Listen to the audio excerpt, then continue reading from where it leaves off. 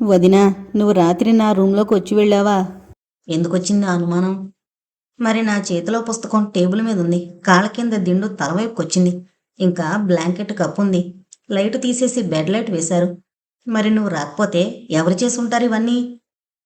ఏమో, నువ్వే నిద్రమత్తులో అవన్నీ చేసుకుని మర్చిపోయావేమో. నయం. రోజూ గుర్తుండే పనులు ఎంత నిద్రమత్తులో ఉన్నా మర్చిపోను. ప్రతిరోజు అవన్నీ నేనే ఎప్పుడో మెలకు వచ్చినప్పుడు చేస్తుంటాను. నిన్న నాకు తెలివొచ్చేసరికి ఎంచక్కా కప్పి బెడ్ లైట్ వేసుంది.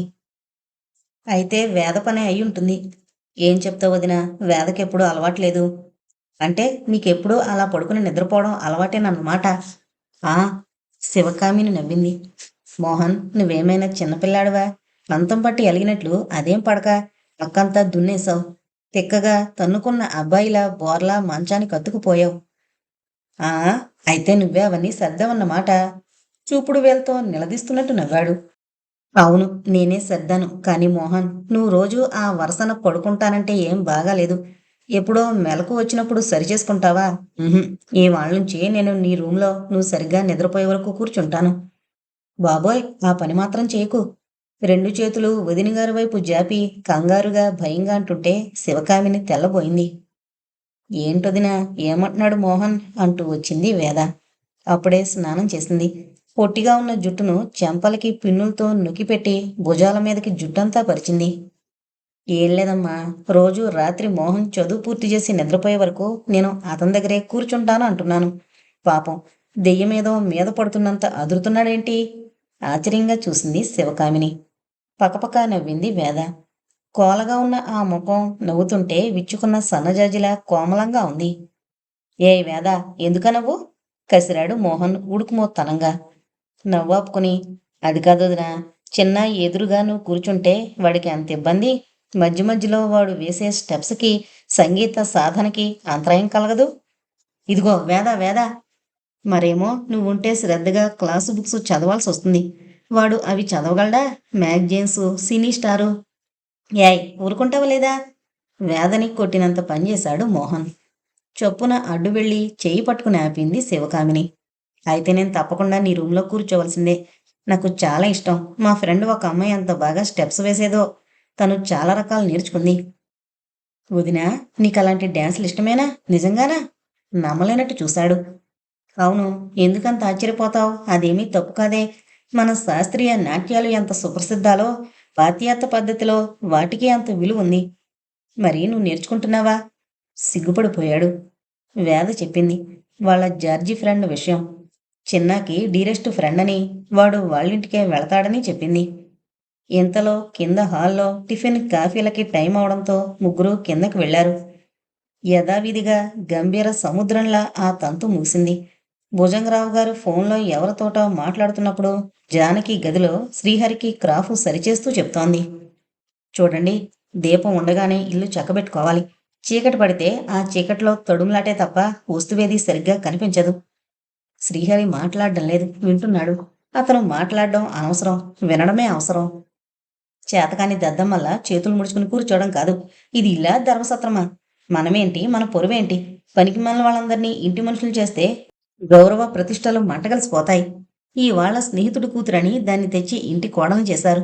రేపు మరో గుమస్తా చెల్లెల్ని తెచ్చి చిన్నాకి కట్టబెడతారు. చచ్చా, వీళ్ళంతా నా సరసన తోటి కోడళ్ళ హోదాలు అనుభవిస్తే నాకెంత తలవంపులుగా ఉంటుందో తెలుసా?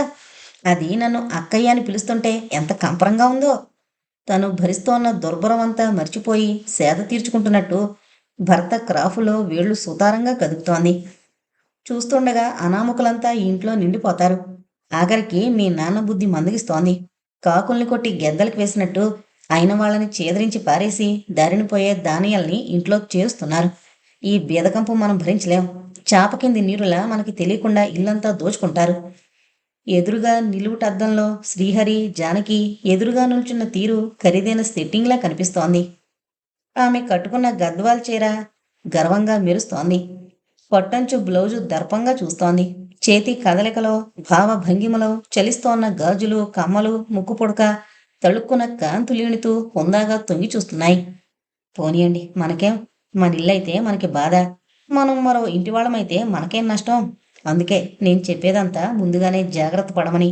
సాధ్యమైనంతగా చేజిక్కించుకోవాలని. అర్థమైందా? జుట్లో నుంచి వేళ్లు తీసి బుర్రంతా పట్టుకుని కుదిపింది. ఆ, బాగానే అర్థమైంది జానకి. ఇది వరలో నువ్వు రాసిన ఉత్తరాలు నాకు సరిగ్గా అందనప్పుడే నాకు అర్థమైంది. రాను రాను ఈ ఇల్లు శూన్యమందిరంలా తయారవుతోంది. అడ్డమైన వాళ్ళు చేరిపోతుంటే గౌరవం మాట అలా ఉంచి ఆర్థికంగా ఎంత దిగజారిపోతుందో బాగానే తెలుస్తుంది. శ్రీహరి ముఖం చిటపట్లాడించాడు. జానకి చిరునవ్వుతో ప్రశంసంగా చూసి, అందుకు మనమేం చెయ్యాలి అని ప్రశ్నించింది. అది తెలుసు. మామయ్య గారు నాకన్నీ చెప్పారు. నా పర్సనల్ లెటర్స్ అన్నీ ఆఫీస్కే వస్తున్నాయి. నాన్నగారు నా లెటర్స్ చూసే స్థితికి దిగజారంటే ఇంకా మనం జాగ్రత్తలో ఉండాల్సిందే. ఇప్పుడిప్పుడే డ్రైవర్సు క్లీనర్సు నా వైపుకి మొగ్గు చూపుతున్నారు. ఒడుపుగా పగ్గాలు బిగిస్తే మన బాటాయ్ క్రాచబాటాయ్. నాకు ఈ అధికార చట్టంలో నుంచి బయటపడాలని మహా తొందరగా ఉంది. హాల్లో భుజంగరావు గారు ఫోన్ పెట్టేశారు. హరి, ఆ, వస్తున్నా అని. అదిగో పిలుస్తున్నారు, నేను వెళుతున్నాను అంటూ కదలబోతున్న భర్తనాపి డ్రెస్సింగ్ టేబుల్ దగ్గర నుంచి దువ్వెనందుకుని క్రాఫ్ సరిగ్గా దువ్వింది జానకి. షర్టు బటన్స్ సరిచేసింది. జేబులో కర్చీఫ్ మడత పెట్టి నాజుగ్గా దోపింది. తృప్తిగా చూసి వెళ్ళమన్నట్టు తలాడించింది. శ్రీహరి గది దాటి వెళ్ళాక అతను ఇంతకు ముందన్న మాటలు గుర్తు తెచ్చుకుంది. ఈ అధికార చట్టంలో నుంచి బయటపడాలని మహా తొందరగా ఉంది. పదే పదే ఉచ్చరించుకుంది ఆ పదాల్ని. ఆమె పెదవులు సంతోషంగా విచ్చుకున్నాయి. ఎంతో హాయిగా విశాలమైన ప్రదేశంలో తిరుగుతున్నట్టు చేయి చాపి గదంతా కలిగి తిరిగింది. మంచం మీదకు వాలి ఎంతో ఇష్టమైన చీర కట్టుకుని సరికొత్త నగేదో చేయించి పెట్టుకున్నప్పటి అనుభూతిలో కళ్ళు మూసుకుంది. ఆ కళ్ళలో రంగురంగుల కలలు సినిమా రేళ్లల్లా తిరిగిపోతున్నాయి. వారం రోజుల్లో శివకామిని దగ్గర మోహన్ బాగా చనువు పెంచుకున్నాడు. వేద, సిరి కూడా నవ్వుతూ తుళ్ళుతూ కబుర్లు చెప్పుకోవడం, జోక్స్ వేసుకోవడం. సమయం చాలా త్వరగా గడిచిపోతుంది. కృష్ణవేణమ్మ గారికి పొద్దున డాక్టర్ గారు వచ్చే సమయానికి గౌరి బదులు తనే దగ్గరుండి చెకప్ చేయించడం, మందు హార్లిక్స్ ఇవ్వడం, ఆవిడ్ని మెల్లగా బాత్రూంకి తీసుకువెళ్లడం, బట్టలు మార్చడం, ఇలాంటి అవసరాలన్నీ శివకామిని చూస్తోంది. గౌరి వారించబోయినా దాన్ని మందలించి తనే చేస్తోంది. నీకు 7 నెలలు నిండబోతున్నాయి. ఎక్కువగా పనులు చేయకు. నీకుండే పనులు ఎటూ తప్పవు అందొకసారి శివకామిని. ఆ సమయంలో సరస్వతమ్మ గారు అక్కడే ఉన్నారు. కడిగిన గాజు సామాన్లన్నీ తుడిచి ఎండబెట్టింది గౌరి. అవన్నీ కబ్బోర్డ్లో జాగ్రత్తగా పెడుతున్నారావిడ. ఆ పనాపి కోడల వైపు ప్రసన్నంగా చూశారు. నిజమేనమ్మా, అంట్లు, బట్టలు, ఇల్లు తుడవడం ఇవన్నీ కూడా చాలా కష్టమే. ఈ 2-3 నెలల కోసం ఎవరినైనా మనిషిని తీసుకురమ్మని మల్లనికి చెప్పాలనుకుంటున్నాను. మా అమ్మగారు ఏమంటారో అని ఆగిపోయారు. పైకి వినిపించినంత నెమ్మదిగా నిట్టూర్చింది శివకామిని. పనివాళ్ళని నమ్మరు కాబోలు అనుకుంది. పోనీలేండి అత్తయ్య, ఈ 2-3 నెలల కోసం కొత్త వాళ్ళని ఎందుకు పిలిపించడం? మల్లనతో అంట్లు, బట్టల పని చూడమని చెప్పి ఇంట్లో పనులన్నీ మనం చేసుకుందాం అంది.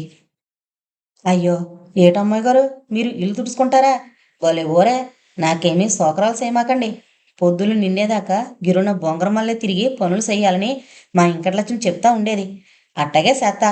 అంతలోపల ఎవరన్నా దొరకపోరు అంటూ బట్టల బకెట్ అందుకుని చకచక బయటికి వెళ్ళిపోయింది గౌరి.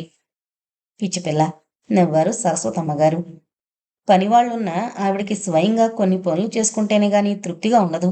వంటింట్లో మణి అయ్యర్ వంట చేస్తుంటే ఆవిడ సలహాలు ఇస్తుంటారు. మిక్సీలో వేయాల్సినవన్నీ సిద్ధం చేసి పెడతారు.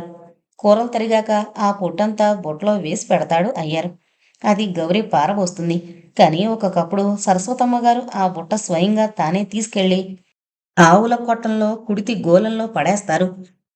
అసలు పొద్దున్నే లేచి ఆవులకి తానే దగ్గరుండి కుడితి తాగించాలనుకుంటారు. కానీ కుదరదు. పూజా కార్యక్రమంలో మునిగిపోతారు. వంటింట్లో బుట్టందుకుని పెరట్లోకొచ్చారు సరస్వతమ్మగారు. పంపుగట్టు మీద బట్టలన్నీ సబ్బు పౌడర్లో వేస్తోంది గౌరీ. రేకుషెడ్డు ముందున్న తీగ మీద అప్పన్న కాకీ ప్యాంటు, తెల్ల షర్టు ఆరేసున్నాయి. భార్యని కష్టపెట్టలేక మనసొప్పక అప్పన్న తన బట్టలు తను ఉతుక్కోవడమే కాదు, భార్య చీర రవిక కూడా తనే ఉతికేస్తున్నాడు. నిన్న సాయంత్రం వాడు తన బట్టలతో పాటు గౌరి చీర నీళ్లల్లో జాడించడం సరస్వతమ్మగారు చూసి నిర్ఘాంతపోయింది. తర్వాత తెప్పరిల్లుకుని భార్య మీద వాడుకున్న మోజుకి నవ్వుకున్నారు. ఇప్పుడు ఆ తెగ మీద చీరలేదు గాని వాడి బట్టలున్నాయి. ఆవుల కొట్టం వైపు బుట్ట తీసుకుని వెళుతూ అనుకున్నారు. ప్రేమాభిమానానికి భేద గొప్ప తేడా ఉండదంటే ఇదే కాబోలు. డబ్బుంటే మరి కాస్త ఘనంగా ప్రదర్శించుకోవచ్చు. కానీ అసలు మమత, మమకారం లేని చోట ఎంత సంపదున్నా ఏదో వెలితిగానే ఉంటుంది. పెద్ద కోడలు నెల తప్పిన దగ్గర నుండి పుట్టింటి వారు ఎన్ని హంగామాలు చేశారు, ఎన్నెన్ని వేడుకలు, ఎంతెత్తు సున్నితం జరిపించుకుంది. అదంతా అధికార దర్పంతో, అహంకారంతో చేయించుకున్నట్టు తెలిసిపోతూనే ఉండేది. అందులో అందమేముంది, మురిపం ఏముంటుంది? కానీ గౌరికి ఎంత ముచ్చటగా ఉంటుంది, దాని మనసు ఎంత పులకించిపోతూ ఉంటుంది. అప్పన్న ఎంత అపురూపంగా చూసుకుంటున్నాడు. ఏ సిరి సంపదలు లేకున్నా గౌరి బ్రతుకు విరిసిన పువ్వులా ఆ అప్పన్న ముద్దు మురిపాల మధ్య సాగిపోతే అంతకన్నా ఆడదానికి కావలసిందేమిటి? హ్మ్. ఏంటో జానకి దాంపత్యం అదో రకం. తనదే పైచేయిగా సాగాలనుకుంటుంది. మరి ఈ దేవినాథ సంసారం ఎలా ఉంటుందో? కోడలు బుద్ధిమంతురాలే, నెమ్మదైంది, కలుపుగోలు పిల్ల. వాడికి అన్ని విధాలా తగినట్టే ఉంది. మొదట వాడు ఎగిరిపడ్డాడు. కానీ శివకామిని ఇంత మంచి అమ్మాయి అని తెలియలేదు. సరస్వతమ్మ గారికి ఈ ఒక్క విషయంలో మాత్రం భర్త పట్ల గౌరవం కలుగుతోంది. మంచి ఎన్నికే చేశారని పదే పదే మనసులో మెచ్చుకుంటున్నారు. రోజులు గడిచిపోతున్నాయి. భుజంగరావు గారికి వ్యాపార నిమిత్తమైన వ్యాపకాలు మరీ ఉక్కిరిబిక్కిరిగా ఉంటున్నాయి. వరంగల్లో తెరిచిన బ్రాంచి త్వరగానే అభివృద్ధి చెందుతోంది. అందులో మరో 2 వర్కర్స్ని వేసుకుంటే మంచిదేమో అన్న ఆలోచన కలగకపోలేదు. కానీ వర్కర్స్ ఎక్కువైన కొద్దీ వాళ్ళ యూనిటీ బలపడిపోతుందేమో అని భయం. స్వంత కొడుకైన శ్రీహరే తనకు వ్యతిరేక ధోరణిలో నడుస్తున్నట్టు తెలుస్తోంది. ఈ మధ్య 2-3 కాంట్రాక్ట్స్ తనతో సంప్రదించకుండానే స్వయంగా సెటిల్ చేసుకున్నాడు. నిలదీసి అడిగితే తిరుగుడు జవాబులు చెప్పాడు. దానికి తోడు పౌల్ట్రీ ఫారం చూసుకోవాల్సిన అగత్యం కూడా ఉంది. అక్కడ ఒక పనివాడిని పర్మనెంట్గా ఉంచారు. ఆ కుటుంబం మొత్తం రాత్రింబగళ్ళు పౌల్ట్రీ ఫారం బాగోగులు చూస్తూనే ఉంటారు. అయినా ప్రతిరోజు ఆయన వెళ్ళి చూడవలసిన అవసరం ఉంటుంది. డాక్టర్ వచ్చి కొత్త కోడి పిల్లలకి సెకండ్ ఆర్డీ ఇచ్చి వెళ్ళాడో లేదో తెలుసుకోవడం, ముక్కులు కత్తిరించారో లేదో కనుక్కోవడం, మధ్య మధ్య డాక్టర్ని కలుసుకుని వాటి ఆరోగ్యాన్ని గురించి విచారించడం తప్పనిసరి కార్యక్రమాలు. మొదట్లో లాభం వస్తుందన్న ఆశతో గుడ్లన్నీ ప్రైవేట్ ఏజెంట్కే అమ్మించేవారు. కానీ వాళ్ళు వీక్లీ పేమెంట్ పద్ధతి మీద తీసుకుపోతూ డబ్బు ఎగవేయడం చేసేసరికి ఆ పనాపించి ఎల్బీ నగర్లో ఉన్న మీట్ అండ్ పౌల్ట్రీ ఎక్స్పోర్ట్ వారికే అమ్మే పద్ధతి ఏర్పాటు చేసుకున్నారు. అయితే క్రమంగా గుడ్లలో సంఖ్య తేడాపాడాలుగా ఉంటోంది. నిశితంగా పరీక్ష చేసి చూడాలంటే ఎప్పటికీ అక్కడే ఉండాలి. ఎలా సాధ్యం? అందులో కిటుకులు, పనివాళ్ల వల్ల ఏం జరుగుతుందో, సహజంగా కోళ్ల వల్లే సంభవిస్తోందో తెలుసుకోవాలంటే ఇంకొక నమ్మకమైన మనిషిని ఏర్పాటు చేయాలి. ధనుష్ కోటి గారంటే తనకి చాలా నమ్మకం. కానీ ఎలా? ఆయనకు ఉద్యోగం ఉంది కదా. పైగా ఆయనకి తలక మించిన పనులు. పైసా లాభం లేకపోయినా అందరి పనులు ఆయన నెత్తినే వేసుకుంటారు. అందుచేత ధనుష్ కోటి గారిని రిటైర్ అయిన తర్వాతనైనా తమ ఒక్కరి స్వార్థానికి వినియోగించుకోకూడదని నిర్ణయించుకున్నారు భుజంగరావు గారు. ఇంకా తనకి ఈ వ్యాపారం విషయాలన్నీ చూసుకోవాలంటే చాలా అసౌకర్యంగానే ఉంది. దేవినాథ్ త్వరగా పరీక్షలు రాసేస్తే వాడికి కొన్ని బాధ్యతలు అప్పజెప్పి తను కొంత విశ్రాంతి తీసుకోవాలనుకుంటున్నారు. వేద కూడా వివాహం చేసేస్తే, ఒకవేళ ఆ అల్లుడు ఇల్లరికం రావడానికి సమ్మతిస్తే మరీ మంచిది. అతన్ని కూడా తమ బిజినెస్లో కలుపుకొని తమ సంస్థల్ని పటిష్టం చేసుకోవచ్చు. ఈ రకమైన భావ పరంపరలు భుజంగరావు గారిలో అలల మాదిరి కదిలిపోతూ ఉన్నాయి. అది సహజం. దరిద్రుడికి ఎప్పుడూ ధనం సంపాదించాలనే తాపత్రయం ఎలా ఉంటుందో, ధనవంతుడికి ఆ ధనం రక్షించుకోవాలనే ఆరాటం అంతకన్నా మిక్కుటంగా ఉంటుంది. ఒక విధంగా బీదవాడి కన్నా గొప్పవాడికే మానసికంగా శాంతి ఎక్కువ. సంపెంగ పొదల దగ్గర నాగుపాములుండడం లాంటిదే ఐశ్వర్యం చుట్టూ విరోధులుండడం. భుజంగరావు గారు ఎంత అప్రమత్తతగా ఉన్నా, ఎన్నెన్ని కట్టుదిట్టాలు చేస్తున్నా మానసిక శాంతికి భంగం కలిగే పరిస్థితులు అప్పుడప్పుడు జరుగుతూనే ఉన్నాయి. అలాంటప్పుడే గ్రీష్మతాపంలో శీతల వాయువుల శివకామిని పలకరిస్తూ ఉంటుంది. మామగారు నీరసంగా కనిపిస్తున్నారు. అమ్మమ్మ గారికి బత్తాయి రసం ఇస్తున్నాను, మీకు కూడా ఇమ్మంటారా అంటుంది. ఎందుకమ్మా నాకు? అయినా కావాలంటే నేను అడుగుతాను, అయ్యరిస్తాడు. చిన్నగా నవ్వుతుంది. మీరు అడిగే వరకు ఆగమంటారా? మా నాన్నగారు అంటుండేవారు, ఎదుటి వాళ్ళకి ఏం కావాలో వాళ్ళు చెప్పకుండా అందించడమే ఆప్తుల లక్షణం అని. అంతే, జగ్గుగాడిని తలచుకుంటూ ఉండిపోయేవారు. ఇంతలో గాజు గ్లాసు నిండా బత్తాయి రసం పట్టుకొచ్చి, తీసుకోండి మామగారు. మీరడిగితే అయ్యరిస్తాడనుకోండి, కానీ నాకు సంతృప్తి ఉండదు. నా చేతులతో ఇస్తుంటే నాన్నగారికి ఇచ్చినట్టే ఉంటుంది అంటుంది. భుజంగరావు గారు మరింకెదురు చెప్పరు. గ్లాస్ అందుకొని తాగేస్తారు. ఇంతవరకు ఇంతటి చనువు, అభిమానం వ్యక్తం చేసిన వాళ్ళు లేరింట్లో. భార్య సైతం వద్దంటే సరేనని వెనకుండిపోవడమే తప్ప శివకామినిలాగా మొహమాట పరచదు. భుజంగరావు గారికి శివకామిని ఇంట్లో తిరుగుతున్నా మాట్లాడుతున్నా మిత్రుడి జ్ఞాపకాలు కళ్ళ ముందు కదులుతున్నట్టుంటోంది. తాత్కాలికంగా ఉపశమనం పొందుతున్నారు. ఆ రోజు పొద్దున్నే చేతి సంచితో దిగాడు కనకాచలం. తూర్పున ఉదయరేఖలు తేటగా నిర్మలంగా ఉన్నాయి. ప్రశాంతంగా ఎవరి పనుల్లో వాళ్ళున్న సమయంలో హఠాత్తుగా మొబ్బుతెర అడ్డుపడి వెలుగు మీద ముసిగేసినట్టు వరండా మెట్లెక్కొస్తోన్న కనకాచలం కనపడ్డాడు శివకామినికి. అప్రయత్నంగా ఆమె కనుబొమ్మలు ముడిపడ్డాయి. ఎందుకొచ్చినట్టు మావయ్య? ఎందుకేంటి? బెల్లం బుట్ట దగ్గరికి చీమలు ఎందుకు చేరతాయి అనుకుంది. హాల్లో సోఫాలో పేపర్ చదువుకుంటున్న భుజంగరావు గారిని చూసి బాగున్నారా అన్నగారు అంటూ చొరవగా రాబోయాడు. భౌమంటూ ఒక్కసారి మీద కొరకబోయింది జాని. అదురుకుని 2 అడుగులు వెనక్కి వేశాడు కనకాచలం. చేతి కింద జానీ తలని నొక్కిపట్టి వారించారు భుజంగరావు గారు. నెమ్మదిగా ధైర్యం కూడదీసుకుని సోఫాలో ఆయన పక్కనే కూర్చోబోయాడు కనకాచలం. కానీ గుర్రుగా చూస్తున్న జానీని చూస్తుంటే ఏ క్షణంలో మీదకి దూకుతుందో అన్న బెదురుతో పక్క సోఫాలో కూర్చున్నాడు. ఏంటో పిల్లనిచ్చుకున్న వాళ్ళం ఆ అమ్మాయి ఎంత సుఖంగా ఉన్నా ఒక్కసారి చూసిపోదామని మనసు పీక్తే వచ్చాను. భుజంగరావు గారు పేపర్ తీసి పక్కన పడేశారు. కృష్ణవేణమ్మ గారికి పక్క మరిచి ఆవిని జాగ్రత్తగా పడుకోబెడుతోంది శివకామిని. మావయ్య మాటలు వినబడుతూనే ఉన్నాయి. మా చెల్లెల సంగతి చెప్పనక్కర్లేదనుకోండి, బొత్తిగా ఒంటరిదైపోయినట్టు తెగ డీలా పడిపోతుంది. పోనీ మా ఇంట్లోనే అంతా కలిసిపోయి ఉందామంటే చెడ్డ మొహమాటం విందు. దాన్ని ఇబ్బంది పెట్టి ఒత్తిడి చేయడం నాకు కష్టంగానే ఉంటుంది. అందుకని ఇక ఊరుకున్నాను. అయినా ఆగి జేబులో నుంచి చుట్ట తీసి నోట్లో పెట్టుకుని అగ్గిపెట్టు కోసం రెండో జేబులో చేయి పెడుతుండగా భుజంగరావు గారు చట్టుకుని లేచి, జానీ బయటికి వెళ్ళు అంటూ దాని వీపు మీద మెల్లగా కొట్టి, ఇదిగో అమ్మాయి శివకామిని, మీ మామగారు వచ్చారు అనేసి తను లోపలకు వెళ్ళబోయారు. అదేంటి, మీకేమైనా పనుందా? ఆఫీస్కి వెళ్ళాలి. మీకు కావలసినవన్నీ శివకామిని చూస్తుంది. సర్వసంగ పరిత్యాగుడిలా ఓ నవ్వు పారేసి, దానికేంటండి, మనలో మనకి మర్యాదలు సదుపాయాలు ఏంటి? నాకు అలాంటి పరాయి భావం మొహమాటమేమీ లేదు. సరే వెళ్ళిరండి అంటూనే అగ్గిపుల్ల గీసి చుట్టంటించుకున్నాడు. కొస పంటితో కొరికి కింద తివాచి మీద పడేశాడు. భుజంగరావు గారు చరచరా లోపలికి వెళ్ళిపోయారు. 2 సార్లు గట్టిగా దమ్ము పీల్చుకుని చుట్ట నోట్లోంచి తీసి లేచి తిన్నగా కృష్ణవేణమ్మ గారి గదిలోకి వెళ్ళాడు కనకాచలం. ఏమండి పిన్నిగారు, ఎలా ఉంది మీ ఆరోగ్యం? ఓహో, ఆ అమ్మాయి ఇక్కడే ఉందా అంటూ కుర్చీలో కొని మంచానికి దగ్గరగా కూర్చున్నాడు. శివకామిని జవాబుగా నవ్వింది. బాగున్నారా అంతా? ఆ నువ్వంటే వచ్చేసావు గాని మీ అమ్మ నీ కోసం బెంగపెట్టుకుంది. నేను అంతకీ చెబుతూనే ఉన్నాను. నిక్షేపం లాంటి ఇంట్లో పడింది, పువ్వుల్లో పెట్టి చూసుకుంటారు. ఇక్కడున్న పట్ల కష్టపడి ఉద్యోగం చేసి సంపాదించాల్సిన అవసరం ఉందా ఏమన్నానా? నౌకర్లు చాకర్లు అనాగి, అవును మీ పనమ్మాయి లేదా అన్నాడు. శివకామిని చేస్తున్న పని గమనిస్తున్నట్టుగా చూసి, ఉంది నాయన, దానికి పాపం నిండు నెలలు అయినా ఒక్క నిమిషం కూర్చోకుండా చేస్తూనే ఉంటుంది. ఆ అమ్మాయే దాన్ని వారించేలా చేస్తుంటుంది. శివకామిని వైపు వాత్సల్యంగా చూస్తూ కృష్ణవేణమ్మ గారు చెప్పారు. అదా, మీరిప్పుడు కులాసాగా ఉన్నారా అని అడిగి చుట్టం నోట్లో పెట్టుకున్నాడు. ఆవిడేదో చెప్పబోయి దగ్గొచ్చి దగ్గుతూనే బాగున్నట్టు తల మాత్రం ఊపారు. వెంటనే శివకామిని కృష్ణవేణమ్మ గారి కంఠం మీద రాసి, మావయ్య, అమ్మమ్మ గారికి చుట్టపోక పడదు, నువ్వు బయటకు తాగు పద కంగారుగా అంది.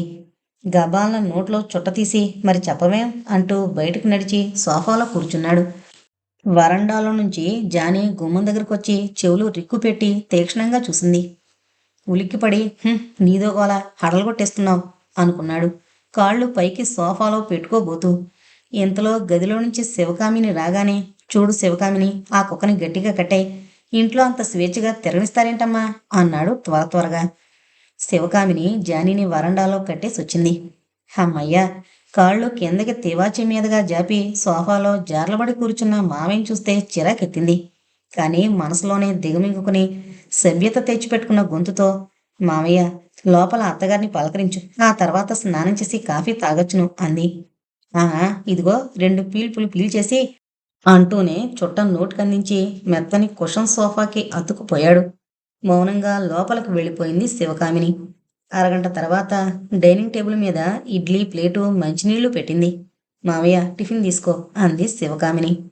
ఒక కాలు కుర్చీ మీదకి మడిచి రెండో కాలు టేబుల్ కిందకి జాపి పంచంతా మోకాళ్ళ దాకా ఎగ్గట్టి భుజం మీద ఎలాంటి ఆచ్ఛాదన లేకుండా ఆ డైనింగ్ టేబుల్ దగ్గర కూర్చుని ఆబగా తింటున్న మావయ్యని చూస్తుంటే శివకామిని మనసంతా ఎలాగో అనిపించింది. ఈ ఇంటి ఐశ్వర్యం ముందు తమ స్థితిగతులు వెలవెలపోతున్నాయి. తను ఎలాగో నిలదొక్కుని మామయ్య గారి గౌరవం కాపాడాలని, అందరి మన్ననలు పొందాలని చాలా జాగ్రత్తగా ముసులుకుంటోంది. వేద చెప్పింది కదా, మామయ్య గారికి బంధువర్గం పట్ల విముఖత్వం ఉందని. అదీగాక తమ అంతస్తు కూడా చాలా చిన్నది. పైగా ఈ మామయ్య వెకిలితనం, అతి చొరవ, లౌక్యం అంతా ఇక్కడే ప్రదర్శించాలా? అసలు ఇంత అర్జెంటుగా ఎందుకొచ్చినట్టు? నా మీద అభిమానం పొంగిపోతున్నట్టు చెప్తాడు. 2 ఏళ్ల నుంచి తమపైన కురిపించిన ప్రేమానురాగాలు ఏపాటివో తనకు తెలీదా? పోనీ అవన్నీ ఇప్పుడు అక్కర్లేదు. కనీసం ఇక్కడికొచ్చాక ఇంటి మర్యాదలకి తగిన విధంగానైనా ముసులుకోవడం కర్మ. శివకామిని మనసులో ఎంత గింజుకుంటున్నా కనకాచలం మాత్రం నిమ్మకి నీరెత్తినట్టు హాయిగా తృప్తిగా టిఫిన్ తిన్నాడు. మధ్యలో నెయ్యి, చట్నీ మరికొన్నిసార్లు వేయించుకున్నాడు. కప్పులో కాఫీ ఇస్తే కొంచెం ఇబ్బంది పడ్డాడు. గ్లాసు నిండా తాగే అలవాటున్నవాడు. అయినా పాలు ఇంకాసిన్ని పోయించుకుని మరో కప్పులో సగం దాకా కాఫీ కొలమానం పెంచుకున్నాడు. సాసర్లో కాఫీ పోసుకుని ఊదుకుని ఉఫ్మంటూ నోట్లోకి పీల్చుకుంటూ తాగుతుంటే హాలంతా ఆ చప్పుడు వినిపిస్తోంది. శివకామిని మరింక నిలవలేక పక్కకు తప్పుకుంది. సిరికి చాలా వింతగా ఉంది కనకాచలాన్ని చూస్తుంటే. పుట్టి బుద్ధిరిగాక ఇంత గమ్మత్తైన మనిషిని చూడలేదు. కళ్ళు విప్పార్చి అలా చూస్తూ నిలబడిపోయింది. జానకి ఒకసారి తన గదిలో నుంచి తొంగి చూసింది. నల్లగా ఉన్న పిక్కల దగ్గర గోకున్న చారలు తెల్లగా కనిపించాయి. బొంగ మీసాల మీద ఇడ్లీ ముక్కలో చిందిన కొబ్బరి, పెరుగు పచ్చడి చిందులు మీసాలతో పాటు పైకి కిందకి కదులుతున్నాయి. జుగుప్సగా ముఖం తిప్పేసుకుని కట్టెను పూర్తిగా లాగి గదిలోనే ఉండిపోయింది. సిరిని లోపలికి రమ్మని 2 సార్లు పిలిచింది. కాని ఆ పాప అక్కడి నుంచి కదల్లేదు. కనకాచలం మాటలు వినబడుతుంటే జానకికి వెలపరం పుడుతోంది. తాజాగా ఉన్న పండ్ల బుట్టలో ఎక్కడ్నుంచో ఓ చెడిపోయిన పండు పడినట్టయింది. దాని నుంచి కుళ్ళు వాసన, రసం కారుతుంటే మిగతా పళ్ళు కూడా అశుభ్రపడిపోతాయా అన్నంత భయం, అసహ్యం కలుగుతోంది జానకి. వేద, మోహన్ తమ పనులు చేసుకుంటూ మధ్యలో కనకాచలాన్ని గమనిస్తున్నారు. బొత్తిగా ఇంత అడవి మాలోకంలా ప్రవర్తిస్తున్నాడేమిటని లోలోపల అనుకున్న శివకామిని మీద గల గౌరవం, అభిమానం వల్ల తమ భావాల్ని పైకి వెల్లడించలేదు. పెద్ద వదిన తరపు బంధువులొస్తే ఎంత దర్జాగా గొప్పగానూ ఉంటారు. కానీ జానకి మీద వాళ్లకున్న అభిప్రాయాలు, ఆవిడ తమ ఎడల కనబరిచే దురహంకారం, నిర్లక్ష్యం వల్ల ఆ వచ్చిన వాళ్ళు ఎంత హుందాగా ఉన్నా వీళ్ళకి నచ్చరు. కానీ శివకామిని చూపించే ఆప్యాయం, అనురాగం వాళ్ళని ఎంతగానో ఓదార్చింది. చిన్న వదినంటే అమిత ఇష్టంగా ఉన్నారు కాబట్టి ఆమెకు స్వయంగా మేనమామ గనుక అతని చేష్టలన్నీ మౌనంగా భరిస్తున్నారు. అదంతా శివకామిని గ్రహించకపోలేదు. కాఫీ ముగించి, అమ్మాయి శివకామిని, ఏంటమ్మా అబ్బాయి కనిపించడం? అదేనమ్మా మీ ఆయన, వచ్చినప్పటి నుంచి చూస్తున్నాను అన్నాడు. ఎంతసేపటి నుంచో దాచుకున్న వస్తువు బయటికి తీసి చూపిస్తున్నట్టు మనసులో మెదులుతోన్న విషయాన్ని హఠాత్తుగా బయటికి వదిలాడు. ఉలిక్కి పడింది. దేవినాథ తన గదిలో చదువుకుంటున్నాడు. ఇప్పుడు మావయ్య ఆయనతో సోది మొదలు పెడితే ఏమన్నా ఉందా? అసలే తమ మధ్య అగాధం ఏర్పడింది. ఇప్పుడు ఈ భాగోతంతో ఆయనకి తనంటే మరీ విముఖత కలిగే ఆస్కారం ఉంది. మామయ్య ధోరణి తనకే బాధగా ఉంటే ఆయన ఎలా భరించగలరు? వారికి పరీక్షలు మామయ్య, చదువుకుంటున్నారు అంది. పరీక్షలా? ఓహో అవును కదూ, మరిచేపోయాను. అయినా ఎందుకమ్మా చదువు? అన్నగారికి ఎంత బిజినెస్ ఉంది కదా, తను ఇదే చూసుకోకూడదు? పాపం అన్నయ్య గారు ఎన్నని చూడగలరు. పెద్దబ్బాయి శ్రీహరి కొంత చూస్తున్నాడు కదూ. ఇతను కూడా అందుకుంటే జామ్మని ఇంకా కొమ్మలు చాచుకున్న మర్రి చెట్టులా ఈ వ్యాపారం బాగా విస్తరించుకుంటుంది కదమ్మా అంటూ అటు వెళుతున్న సరస్వతమ్మ గారిని ఆపి, అది కాదు వదిన గారు, ఆ అబ్బాయి ఇప్పుడు చదివి పెద్ద ఉద్ధరించేదేంటి? అన్నగారు ఎప్పుడో పై అంతస్తుకి చేరుకున్నారు. ఇప్పుడు కొడుకులు చేయవలసిందంతా దాన్ని రక్షించి వృద్ధి చేయడమే. శ్రీహరితో పాటు ఇతను చేయి వేస్తే ఇక అన్నగారికి నిశ్చింత. హాయిగా పెద్ద వయసులో విశ్రాంతి తీసుకోవచ్చు. ఆహా, నేను చెప్పేదేంటంటే అంటూ చుట్ట కోసం చూసుకుని అది దగ్గర లేదని తెలిసి ఇప్పుడే వస్తాను అని లేచి తన సంచి దగ్గరికి వెళ్తుంటే శివకామిని కంగారు పడింది. అత్తగారి ముఖ కవళికలను బట్టి ఆ సంభాషణ అంతగా ఆమోదించడం లేదని తెలుస్తూనే ఉంది. ఇప్పుడు చుట్ట కూడా ముట్టించి మొదలు పెడితే ఆవిడ సహనాన్ని పరీక్షించినట్టే అవుతుంది. మామయ్య అటు వెళ్ళగానే ఇటు తిరిగి, అత్తయ్య వెళ్ళండి, మీ పని చూసుకోండి, మామయ్య మాటలకేం చెబుతూనే ఉంటాడు అని ఆవిని లోపలికి పంపించేసింది.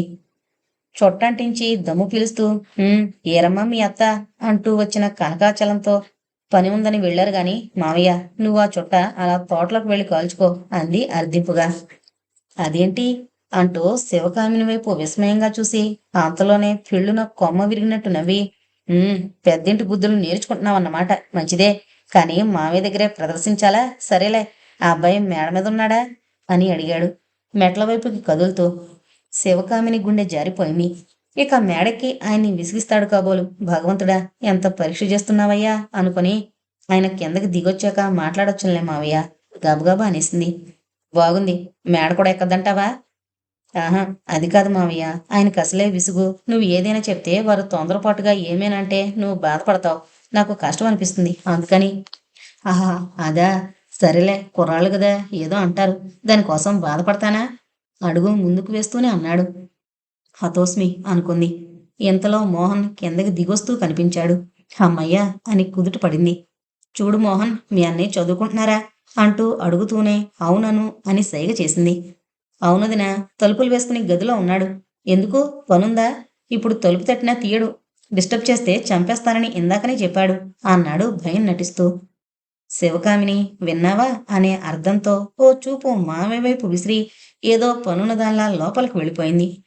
ఆ తర్వాత మోహన్తో బాతాకానీలో పడ్డాడు కనకాచలం. 2 రోజులు అతిథి మర్యాదలు అనుభవించి అందరి మంచితనం హరించిపోకుండా బయలుదేరాడు. శివకామిని మనసులోనే భగవంతునికి దండం పెట్టుకుంది. వెళ్లే ముందు ఓ విరుపు విరిచాడు. బొత్తిగా తమ్ముళ్ళని మర్చిపోకమ్మా. పేలినంత మాత్రంలో పుట్టింటి వాళ్ళని పట్టించుకోకూడదని రూల్ లేదు. ఈ ఊళ్ళోనే ఉన్నారు.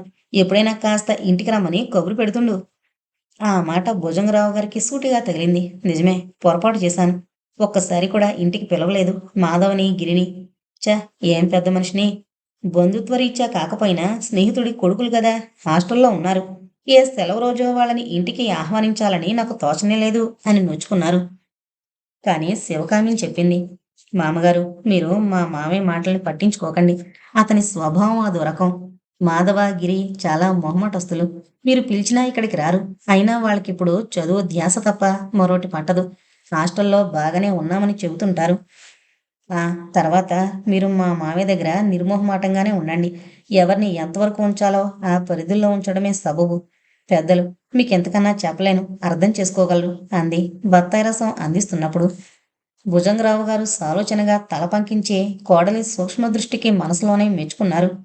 కనకాచలం మనస్తత్వం ఆయన గ్రహించిన కోడలి మేనమామ కదా, కొత్తలోనే నిరసనగా ఉండి నికార్సు చూపిస్తే బాగుండదని భరించారు గాని కనకాచలం ఉనికి, అతడి చర్యలు బొత్తిగా ఇష్టం లేదు భుజంగరావు గారికి. అలాగే అనే అర్థంతో తల ఊపి గ్లాస్ అందుకున్నారు. శివకామిని సూచనతో ఆయన మనసు తేలిక పడింది.